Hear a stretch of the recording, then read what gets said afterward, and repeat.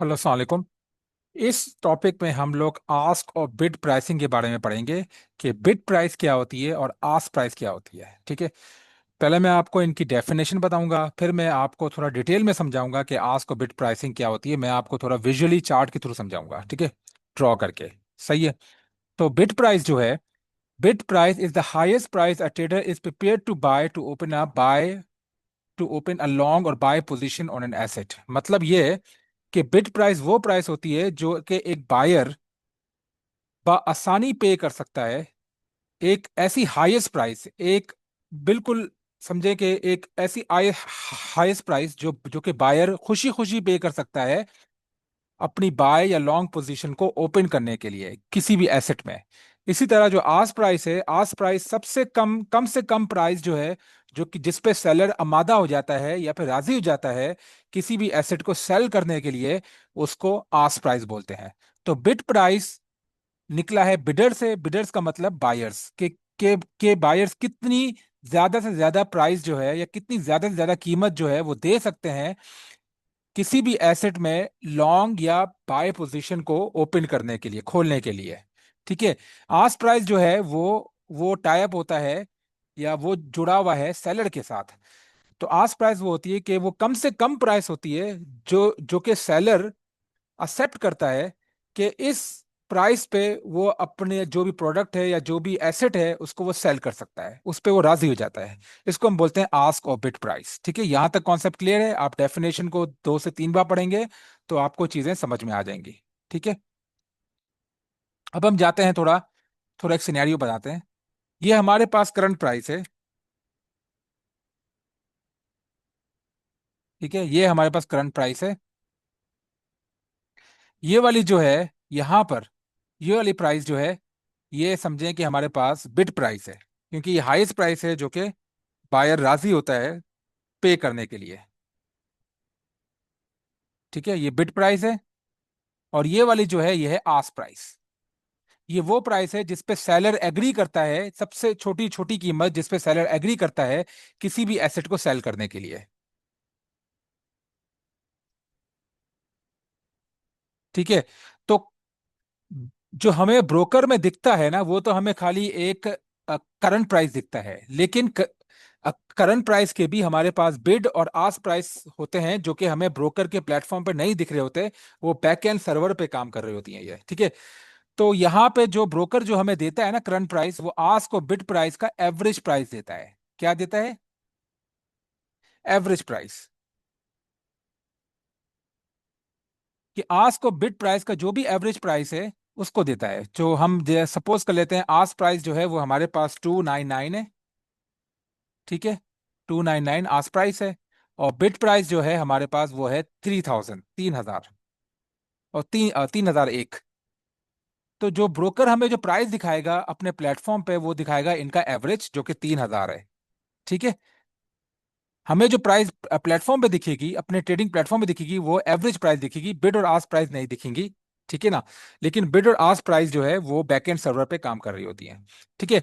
तो bid price और ask price के बीच में जो डिफरेंस होता है, ये वाला जो डिफरेंस होता है, कि इन दोनों के बीच में जो डिफरेंस है, कि इनके बीच में डिफरेंस कितना है, उसको हम बोलते हैं आस्क बिड स्प्रेड। जो कि इस सूरत में, क्योंकि हमारे पास जो है वो आस्क प्राइस 299 है और बिड प्राइस 3001 है, 3001 है। ठीक है। और 2099, 2999 जो है वो हमारे पास आस्क प्राइस है। बिड प्राइस जो है वो 3001 है। तो आस्क एंड बिड का जो डिफरेंस होगा वो क्या है हमारे पास? वो है हमारे पास 1। आस्क और प्राइस स्प्रेड का जो डिफरेंस है वो हमारे पास 1 है, तो इसको हम बोलते हैं आस्क और बिड स्प्रेड। ठीक है, बिड प्राइस और आस्क प्राइस के डिफरेंस को हम बोलते हैं आस्क एंड बिड स्प्रेड। ठीक है। तो मेरे लिहाज से आपको ये कॉन्सेप्ट क्लियर हो चुका होगा। ठीक है। और हम आप आगे चलते हैं।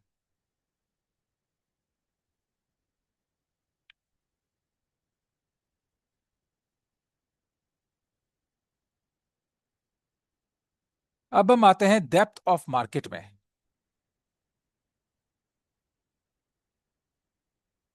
डेप्थ ऑफ मार्केट क्या होता है?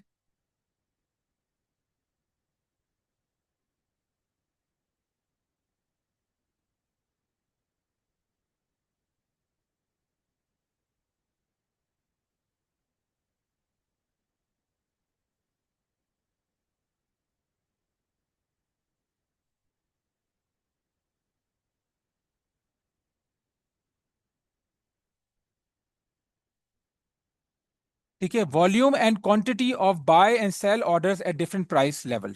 ठीक है ना, डिफरेंट जो हमारे पास मुख्तलिफ प्राइस लेवल हैं, उस पे कितने बाय और सेल ऑर्डर्स, उनके वॉल्यूम कितने हैं, उसको हम बोलते हैं डेप्थ ऑफ मार्केट। ठीक है, मैं आपको यहाँ पे एक एग्जांपल दे देता हूँ। ठीक है, ये हमारे पास प्राइस है। ठीक है, ये हमारे पास यहाँ पे बायर है, और ये हमारे पास सेलर्स हैं, सेलर्स। ठीक है, बायर्स और सेलर्स। ठीक है, और ये हमारे पास प्राइस लाइन है, ये एक प्राइस लाइन।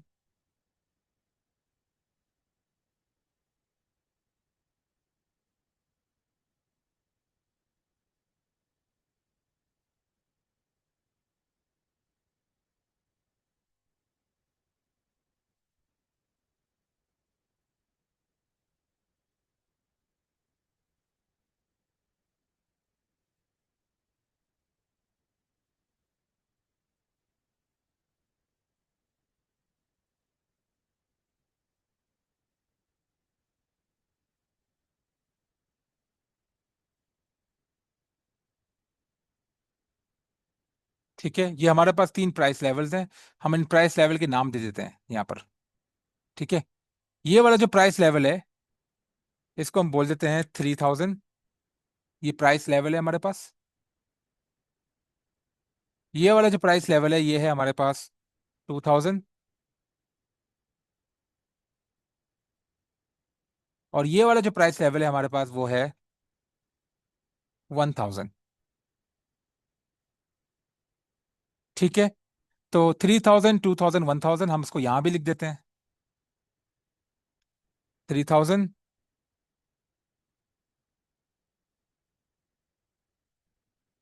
2000, और ये 1000। ये हमने एक सिनेरियो क्रिएट कर दिया है। अब ये वाला जो साइड है, ये है बायर्स का और ये है सेलर्स का। तो यहाँ पे जो बायर्स हैं, फर्ज करें ये वो 25, वो है 25, और यहाँ पे जो सेलर्स हैं वो है 100। ये आप देखेंगे सेलर यहाँ पे ज्यादा है, बायर्स कम है। इस प्राइस लेवल पे सेलर ज्यादा है और बायर्स कम है। इस प्राइस लेवल पे बायर्स ज्यादा है, यहाँ पे सेलर ज्यादा है, बायर्स कम है। यहाँ पे इस प्राइस लेवल पे बायर ज्यादा है और सेलर कम है।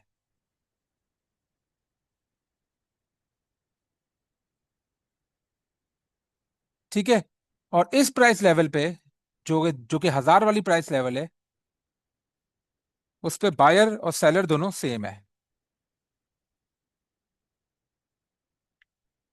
ठीक है, बायर और सेलर दोनों सेम है इस पे 1000 वाले प्राइस लेवल पर। ठीक है, 3000 प्राइस लेवल पे हमारे पास 100 बायर्स हैं और 25 सेलर, सॉरी, 25 बायर्स हैं और 100 सेलर्स हैं। 2000 प्राइस लेवल पे हमारे पास 100 बायर्स हैं और 25 सेलर्स हैं। 1000 प्राइस लेवल पे हमारे पास 25 बायर्स और 25 सेलर्स हैं। इसको हम बोलते हैं depth of market. Volume and quantity of buy and sell orders at different price level. Different price level जो है हमारे पास, इसमें कितने बायर्स और सेलर्स हैं, इसको हम बोलते हैं डेप्थ ऑफ मार्केट। ठीक है, आपको अभी तक सिर्फ यही समझना है। बाद में मैं आपको जब प्लेटफॉर्म में दिखाऊंगा तो आपको एक डीपर कॉन्सेप्ट दूंगा उसके बारे में। ठीक है, अब हम चलते हैं नेक्स्ट की तरफ। वो है लेवरेज। लेवरेज क्या होता है?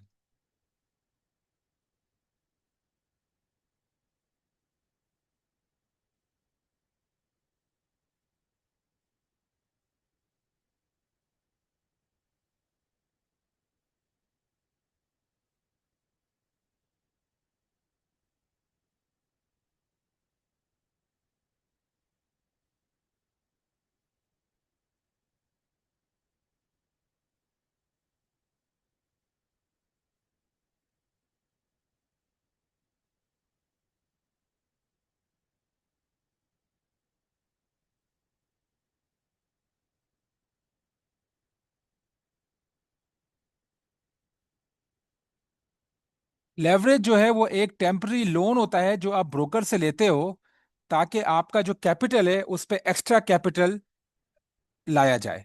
ठीक है, फॉर एग्जाम्पल आपने बाय किया, और आपने बाय किया एक प्राइस लेवल पे, इस लेवल पे जो कि 3,000 का प्राइस लेवल है,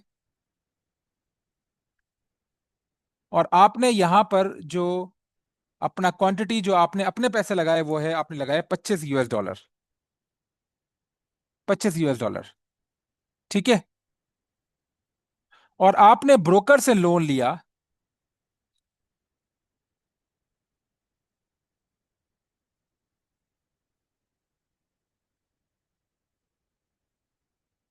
आपने ब्रोकर से लोन लिया मजीद, लोन या लेवरेज लिया, जो कि एक टेम्पररी लोन होता है। और आपने ब्रोकर ने आपको तकरीबन समझें कि लोन दिया $100 का। ठीक है, $100 का आपको लोन दिया। तो आपके पास टोटल कैपिटल अब बाय ऑर्डर का कितना हो गया? आपका अपना कैपिटल और जो आपका लेवरेज है उसको हम दोनों को ऐड करेंगे तो हमारे पास हो गया अब $125 इन्वेस्ट करने के लिए। इसको हम बोलते हैं लेवरेज। तो अगर हमें लेवरेज निकालना है तो लेवरेज निकालने का सबसे आसान तरीका यह है कि आपके अपने पैसे, योर मनी, उसको आप डिवाइड कर देंगे ब्रोकर के मनी से, ब्रोकर के लोन से, जो आपको वो लोन प्रोवाइड कर रहा है। तो आपके पास लेवरेज आ जाएगा। तो इस सूरत में जो आपके अपने पैसे हैं वो कितने हैं? वो है $25।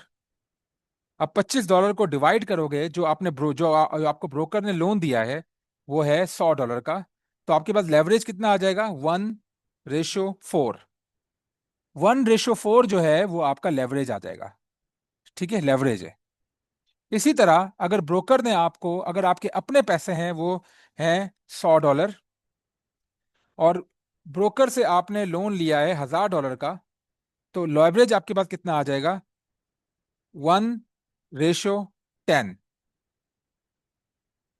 ठीक है, 1:10। अगर आपने $100 अपने पैसे लगाए हैं और $1,000 आपने ब्रोकर से टेम्पररी लोन लिया है, तो आपके पास लेवरेज जो है वो 1:10 हो जाएगा। 100/1000 का आंसर आता है 1:10। ठीक है। इसी तरह अगर आपने $10 अपने इन्वेस्ट किए हैं और ब्रोकर से आपने $1,000 का लोन लिया है, तो आपके पास लेवरेज आ जाएगा 1:100 का। ठीक है। तो इस तरह लेवरेज को हम कैलकुलेट करते हैं। हम आपके पैसे को डिवाइड कर देते हैं जो आपने ब्रोकर के लोन आपने लिया है, जो आप पैसे इन्वेस्ट कर रहे हैं किसी भी चीज को बाय या सेल करने के लिए, उस पैसे को हम डिवाइड कर देते हैं जो ब्रोकर के लोन से, जो ब्रोकर आपको एडिशनल लोन या एडिशनल कैपिटल जो आपको प्रोवाइड कर रहा है ताकि आप बाय और सेल ऑर्डर लगा सकें मार्केट में, ताकि आप ज्यादा प्रॉफिट कमा सकें। ठीक है ना? तो उसको हम बोलते हैं लेवरेज। ठीक है, यहां तक आपको बात समझ में आ गई होगी। ठीक है। अब हम जाते हैं आगे। मैंने आपको बिल्कुल बेसिक कॉन्सेप्ट में समझा दिया है। अब हम समझते हैं टेक्निकल टर्म्स। वो है हमारे पास पिप वैल्यू।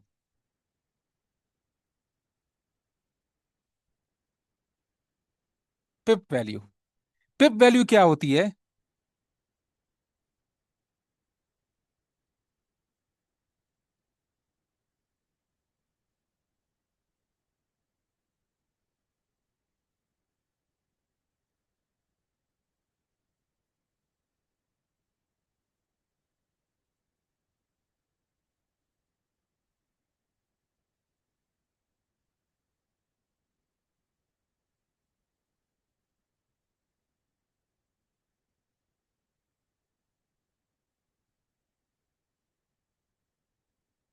ठीक है, पिप वैल्यू होती है प्रॉफिट और लॉस, जो आप गेन, आप जो प्रॉफिट और लॉस करते हो अपनी ट्रेडिंग में। ठीक है ना? अगर आप पोजीशन ओपन करते हो एक स्टैंडर्ड लॉट की, उसको हम बोलते हैं पिप वैल्यू। फॉर एग्जांपल अगर आपने बाय और सेल ऑर्डर लगाया है और उसकी पोजीशन आपने, और आपने जो उसका वॉल्यूम है या जो उसका लॉट साइज है वो आपने एक standard lot, one standard lot रखा है, तो उसका जो प्रॉफिट और लॉस का जो वैल्यू होगी उसको हम बोलते हैं पिप वैल्यू। ठीक है। मैं आपको उसमें दिखा देता हूं। ठीक है।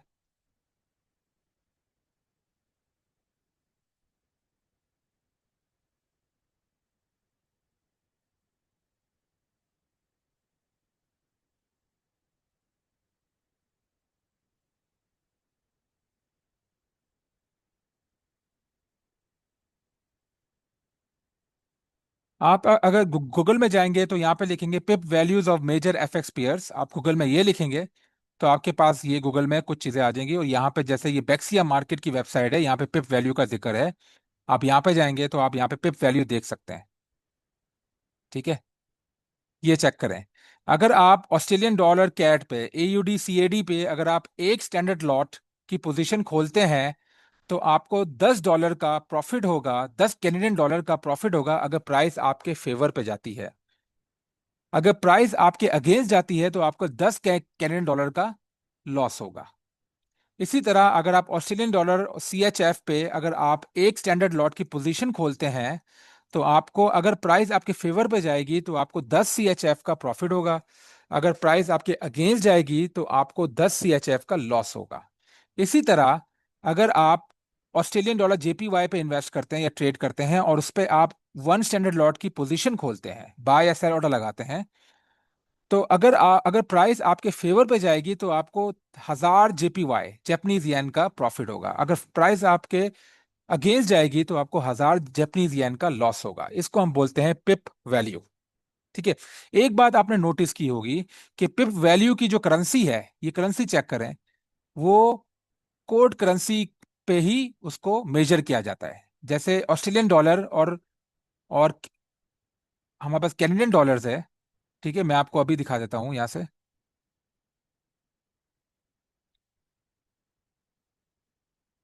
ये आप चेक करें, ये ऑस्ट्रेलियन डॉलर जो है वो हमारे पास बेस करेंसी है और ये वाली जो है वो कोड करेंसी है, कोड करेंसी। तो जो हमारे पास जो पिप वैल्यू की जो कैलकुलेशन होती है वो हमेशा कोड करेंसी पे ही दिखाई जाती है। ये चेक करें, ये वाली जो है हमारे पास बेस करेंसी है, बी बेस, और ये जेपीवाई जो है हमारे पास वो कोड करेंसी है। तो जो हमारे पास जेपीवाई जो कि हमारा पिप वैल्यू दिखाई जा रही है वो हमेशा कोड करेंसी पे दिखाई जा रही है। ठीक है। इसी तरह हमारे पास ऑस्ट्रेलियन डॉलर, न्यूजीलैंड डॉलर है। ऑस्ट्रेलियन डॉलर जो है वो हमारे पास बेस करेंसी है और यूएस डॉलर जो है वो हमारे पास कोड करेंसी है। तो हमारे पास जो पिप वैल्यू की जो करेंसी है वो हमेशा कोड करेंसी पे दिखाई जाएगी। ये बात आपने हमेशा याद रखनी है। मैंने आपको बेस करेंसी और कोड करेंसी का जो एक्सप्लेनेशन है या उसका जो आइडिया है, कॉन्सेप्ट है, वो मैं अपनी पुरानी वीडियो पे समझा चुका हूं। ठीक है, तो यहां तक आपको बात समझ में आ गई। अब हम जाते हैं पिप वैल्यू कैलकुलेटर की तरफ। आप अगर थोड़ा नीचे जाएंगे तो यहाँ पे एफ एक्स वेरीफाई वेबसाइट होगी और यहाँ पे पिप कैलकुलेटर होगा जो आपको पिप वैल्यू कैलकुलेटर दिखाएगा जो भी आप एसेट को एंटर करेंगे। फर्ज करें अगर आप एक पिप, अगर आप एक स्टैंडर्ड लॉट ट्रेड करते हो या उसकी पोजीशन खोलते हो यूरो यूएस डॉलर पर, जो आपका इंस्ट्रूमेंट है यूरो यूएस डॉलर, तो आपको जो प्रॉफिट होगा वो $10 का प्रॉफिट होगा अगर पोजीशन आपके फेवर पे जाएगी। अगर पोजीशन आपके अगेंस्ट जाएगी तो आपको $10 का लॉस होगा। इसी तरह अगर प्राइस मूव करती है 10 पिप, तो आपको जो प्रॉफिट होगा वो $100 का प्रॉफिट होगा और लॉस जो होगा वो आपको होगा $100 का। अगर प्राइस मूव करती है 100 पिप्स, तो आपको जो प्रॉफिट होगा वो होगा $1000 का और आपको जो लॉस होगा वो आपको होगा $1000 का। ठीक है ना। तो इसको हम बोलते हैं पिप वैल्यू और ये है पिप वैल्यू कैलकुलेटर। यहाँ पे आप आसानी से अपनी पिप वैल्यूज, आपकी जो पिप वैल्यू है उसको आप कैलकुलेट कर सकते हैं। एफ एक्स वेरीफाई की वेबसाइट है और यहाँ से आप पिप वैल्यू कैलकुलेटर लिखेंगे तो आपको ये कैलकुलेटर खिल जाएगा और यहाँ से आप कोई भी दुनिया का एसेट ले सकते हो। यहाँ से आप कोई भी ले सकते हो। ये ऑस्ट्रेलियन डॉलर कैड ले लिया आपने। अब यहाँ पे मैंने कैलकुलेट किया तो ये देखें, अगर मैं $100 इन्वेस्ट करता हूँ या ट्रेड करता हूँ या उसकी पोजीशन खोलता हूँ, सॉरी सॉरी, अगर मैं वन लॉट साइज की पोजीशन खोलता हूँ ऑस्ट्रेलियन डॉलर पर और वो 100 पे मूव करता है मेरी फेवर पे, तो मुझे $727.72 का प्रॉफिट होगा अगर प्राइस मेरे फेवर पे गई। अगर प्राइस मेरे अगेंस्ट गई तो मुझे 727.72 का मुझे लॉस होगा। ठीक है, तो यहां तक आपको बात समझ में आ गई। अब हम वापस से व्हाइट बोर्ड की तरफ चलते हैं।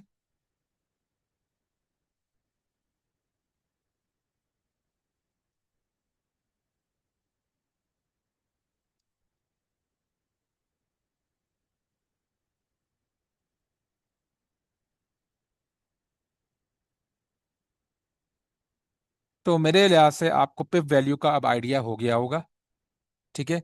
और याद रखिएगा कि पिप वैल्यू हमेशा कोड करेंसी जो होती है उसी की करेंसी पे मेजर की जाती है। उसको हम दूसरी करेंसीज पे कन्वर्ट कर सकते हैं जो कि आपकी अकाउंट करेंसी है, जैसे US डॉलर या ब्रिटिश पाउंड, लेकिन जो मेजर जो उनकी वैल्यू कैलकुलेट की जाती है वो उसकी कोड करेंसी पे मेजर की जाती है, पिप वैल्यू की।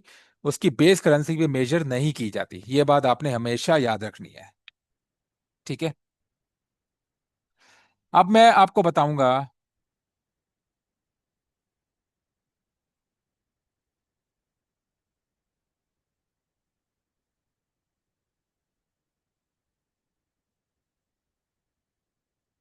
कि फ्री मार्जिन क्या होते हैं।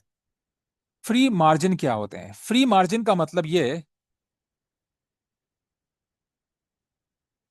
मैं आपको सिर्फ एक सिंपल एक्सप्लेनेशन दूंगा कि आपने एक प्राइस पॉइंट पे, आपके पास 3,000 का ये प्राइस पॉइंट है, आपने यहाँ पे पोजीशन खोली है बाय की, और आपने पैसे इन्वेस्ट किए हैं 100 100 US डॉलर। ठीक है, 100 US डॉलर। आपके जो जो आपका जो ट्रेडिंग अकाउंट है,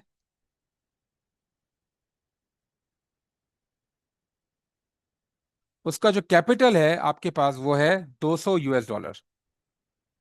और 200 US डॉलर में से आपने 100 डॉलर की आपने बाय पोजीशन खोल दी है। ठीक है, आपने बाय पोजीशन खोल दी है, तो इसके, तो अब आपके पास कितने पैसे बचे मजीद इन्वेस्ट करने के लिए? उसको हम बोलते हैं फ्री मार्जिन। तो हम क्या करेंगे, हम जो आपके पास टोटल जो आपका ट्रेडिंग अकाउंट कैपिटल है वो है 200, उसको हम माइनस कर देंगे जो आपने पोजीशन खोली है, उससे माइनस कर देंगे तो आपके पास बचेगा 100 US डॉलर।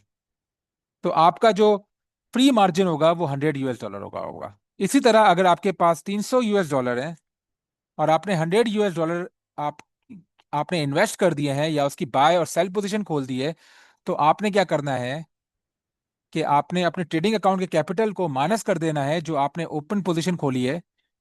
ठीक है, उससे, तो आपके पास जो पैसे बचेंगे वो बचेंगे 200 US डॉलर। मतलब आप 200 US डॉलर आप मजीद ट्रेडिंग में इन्वेस्ट कर सकते हो जब तक ये ट्रेड क्लोज ना हो जाए। ठीक है, इसका हमें आउटकम ना पता चल जाए कि ये लॉस होगा या प्रॉफिट होगा। तो फ्री मार्जिन जो है वो वो उसका सिंपल डेफिनेशन ये है, ट्रेडिंग कैपिटल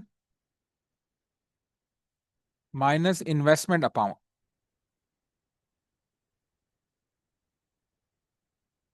ट्रेडिंग कैपिटल को अगर आप इन्वेस्टमेंट अकाउंट से माइनस कर देंगे तो हमारे पास फ्री मार्जिन आ जाएगा। ठीक है, बिल्कुल इजी है, आपको यहां तक बात क्लियर हो जानी चाहिए। ठीक है, अब हम जाते हैं नेक्स्ट पर, वो है स्वैप्स। स्वैप्स क्या होते हैं?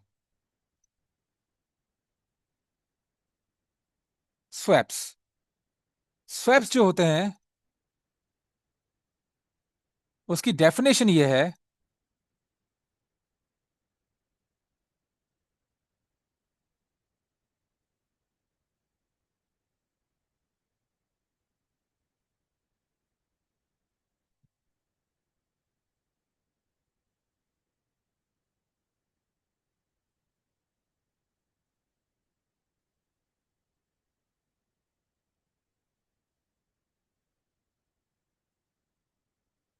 अगर आप कोई भी एसेट को बाय और सेल कर रहे हैं, जैसे आपके पास एक एसेट है, ठीक है, ये आपने इस प्राइस पे आपने बाय किया यहाँ पर, और ये प्राइस लेवल जो है हमारे पास 3,000 है। आपने यहाँ पे बाय किया और प्राइस आपके फेवर पे जा रही है और ऊपर जा रही है या आपके अगेंस्ट जा रही है, और आपने 24 आवर से ज्यादा, 24 घंटे से ज्यादा, 24 घंटे से ज्यादा आपने इस ट्रेड को होल्ड किया हुआ है, तो ब्रोकर जो है वो आप पे इंटरेस्ट रेट चार्ज करेगा। उसको हम बोलते हैं स्वैप्स। और ये इस्लाम में हराम है, स्वैप्स जो है वो हराम है। तो स्वैप से बचने के लिए आपके पास दो कंडीशन है। एक कंडीशन ये है कि आप कोई भी ट्रेड को 24 घंटे से ज्यादा ओपन ना रखें। एक ऑप्शन ये है, तो आपको उस सूरत में स्वैप चार्ज नहीं होगा। या दूसरा वाला जो है वो है इस्लामिक अकाउंट्स। आप अपने ब्रोकर में इस्लामिक स्वैप फ्री अकाउंट्स खुलवाएं। इसमें ये होगा कि अगर आप अपने पोजीशन को 24 आवर्स से ज्यादा भी खोलते हैं या ज्यादा भी रखते हैं, 24 आवर्स से 24 घंटे से, तो आपको ब्रोकर स्वैप चार्ज नहीं करेगा, बल्कि ब्रोकर आपको जो चार्ज करेगा वो होगा फिक्स्ड कमीशन, जो कि इस्लाम में हलाल है। ठीक है, फिक्स्ड कमीशन। तो मैंने आपको स्वैप का भी कॉन्सेप्ट क्लियर करवा दिया। ठीक है। अब हम आते हैं।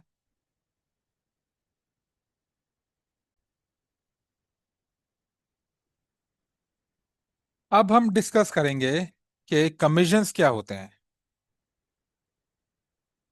ठीक है। कमीशंस होते हैं।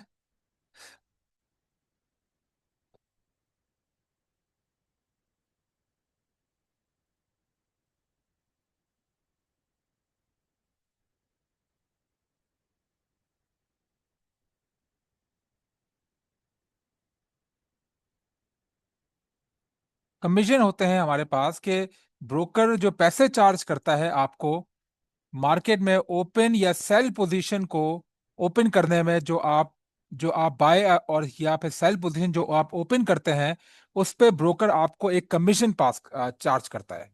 वो क्योंकि ब्रोकर जो है, जैसे जो ईसीएन ब्रोकर है या एसटीपी ब्रोकर है या रॉसफेड ब्रोकर है, वो हमेशा कमीशन से पैसा कमाते हैं, क्योंकि वो आपकी ट्रेडिंग में कोई दखल अंदाजी नहीं करते। तो वो पैसा कैसे कमाते हैं? वो कमाते हैं कमीशन से। वो आपको कमीशन चार्ज करते हैं, पैसे चार्ज करते हैं बाय या सेल पोजीशन खोलने के लिए। ठीक है। तो बहुत सारे ब्रोकर जो हैं वो एक स्टैंडर्ड लॉट पे जो पैसे चार्ज करते हैं वो करते हैं $3 से लेकर $7 तक। ये बात याद रखिएगा।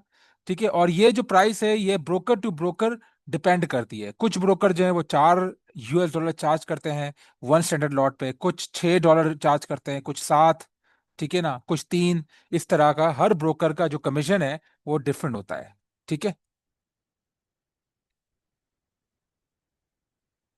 तो यहां तक आपको बात क्लियर हो गई। ठीक है। और ये हर ब्रोकर का डिफरेंट होता है कमीशन। ठीक है। अब हम जाएंगे बैलेंस और इक्विटी की तरफ कि बैलेंस और इक्विटी क्या होती है।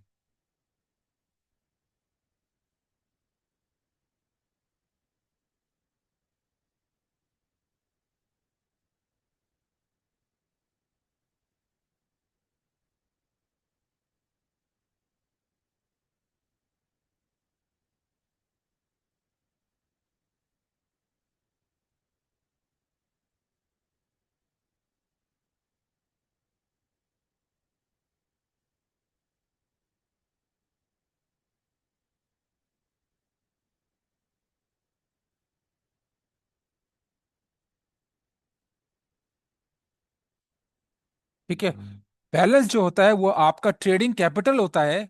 ठीक है ना। और बैलेंस जो है वो आपके ओपन और क्लोज पोजीशन से उसको कोई अफेक्ट नहीं होता, कि आपके जो ट्रेडिंग अकाउंट है उसके अंदर कितना पैसा पड़ा हुआ है, उसको हम बोलते हैं बैलेंस।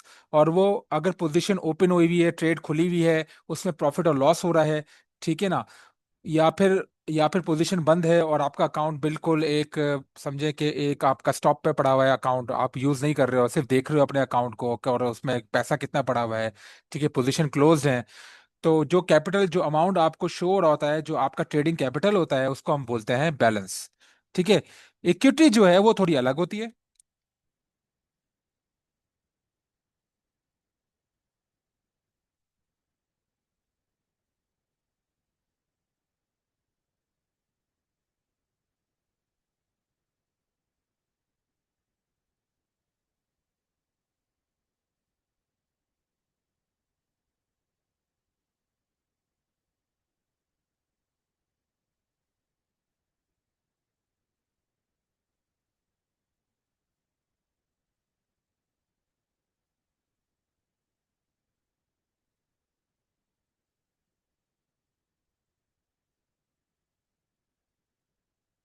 ठीक है। इक्विटी जो है वो आपका बैलेंस, जो भी आपका ट्रेडिंग कैपिटल है उसको आप माइनस कर देंगे जो आपकी जो ओपन पोजीशन है उस पे लॉस जो आपको दिख रहा है।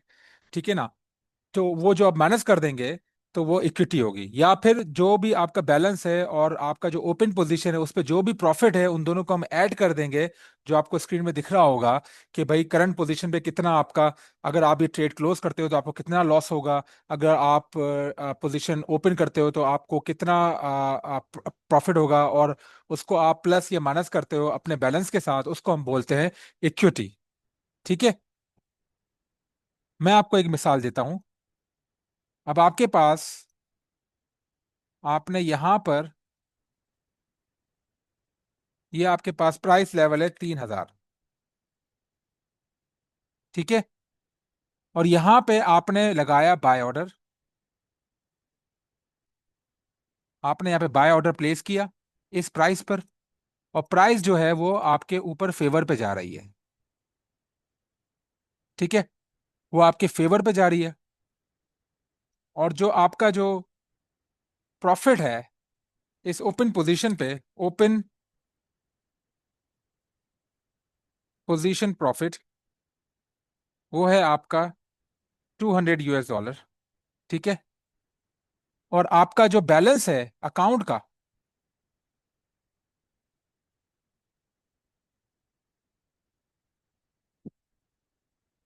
आपका जो बैलेंस है अकाउंट का,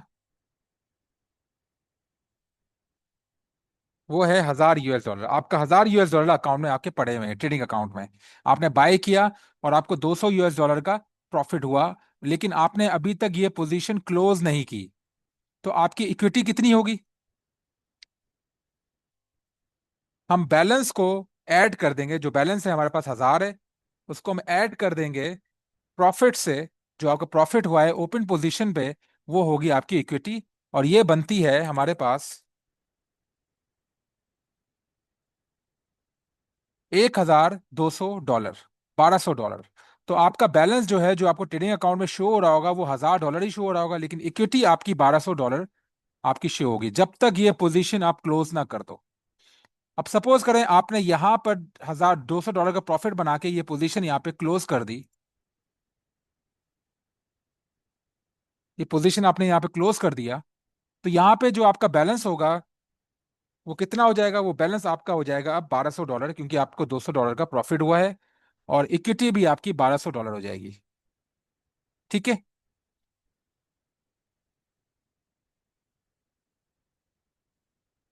इक्विटी भी आपकी $1,200 हो जाएगी। अब हम लेते हैं दूसरे पोजीशन की, कि अगर हमें लॉस होता है तो क्या होता है। अभी आप फर्ज करें कि आपके पास ये प्राइस लाइन है, और इस प्राइस की वैल्यू, और इस प्राइस लाइन में जो वैल्यू आ रही है वो $3,000 है, और यहां पे आपने बाय ट्रेड लगाई, बाय ट्रेड। अब मार्केट ऊपर जाने के बजाय आपके अगेंस्ट चली गई, और आपको लॉस हुआ। और जो आपको लॉस हुआ वो हुआ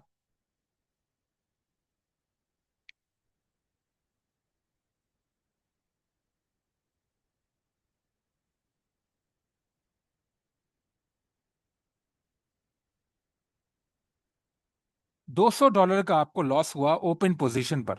ठीक है। और आपका जो बैलेंस है वो है $1,000। तो आपकी इक्विटी कितनी होगी? हम बैलेंस को माइनस कर देंगे लॉस से, तो वो आपकी ओपन पोजीशन में इक्विटी होगी।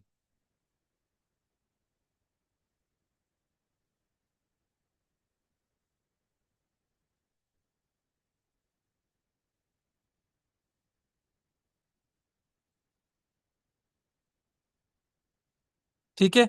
आपकी जो इक्विटी होगी, हम बैलेंस को माइनस कर देंगे आपके लॉस से, तो वो आपकी इक्विटी होगी। ठीक है। अब सपोज करें हमने यहाँ पे $200 के लॉस पर, हमने ये $200 एक्सेप्ट कर लिया, और हमने यहाँ पे अपनी पोजीशन, जो बाय पोजीशन थी, वो लॉस पे क्लोज कर दी। हमने लॉस पे बाय पोजीशन क्लोज कर दी, तो अब हमारे पास बैलेंस कितना होगा? अब हमारे पास जो न्यू बैलेंस होगा, जो नया बैलेंस होगा, वो होगा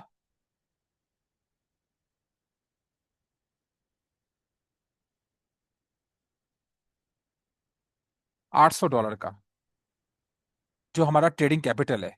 और हमारी इक्विटी भी $800 की होगी।